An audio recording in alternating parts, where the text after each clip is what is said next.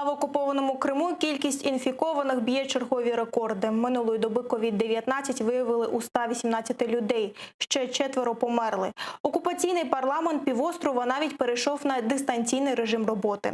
А тим часом до окупованого півострова масово їдуть москвичі. В російській столиці запровадили локдаун. Третину населення перевели на дистанційну роботу, школи і садки зачиняються, а рятуватися вони вирішили в Криму. Окупаційний очільник півострова Сергій Аксьонов вже пожурив кримчан за відсутність дисципліни і додав, що російські туристи не винні в такому стрімкому поширенні хвороби.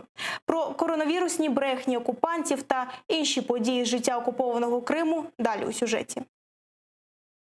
Росіяни не винні, а кримчани недисципліновані. Окупаційний голова Криму Сергій Аксьонов звинуватив жителів півострова в стрімкому зростанні кількості інфікованих. Пожурив людей і за масові зібрання на весіллях та інших заходах. Тепер же лікарні не справляються з кількістю хворих. Лише минулої доби їх побільшало на 118 людей. 4 померли. Щоб убезпечитись, навіть окупаційний парламент Криму змінює графік роботи. На осінньо-зимовий період колаборанти збиратимуться і голосуватимуть тільки по відеозв'язку. Звичайним кримчанам приготували міну уповільненої дії – московських відпочивальників. Через локдаун і закриті установи в багатьох російських містах вони вирішили перечекати пандемію в загарбаному Криму. Місцеві не в захваті, бо ж пам'ятають, що кількість інфікованих почала рости після безконтрольного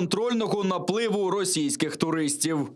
У людей возникает, как и раньше, вопрос, где же логика, ведь все просят на принудительную изоляцию отправить всех жителей Крыма.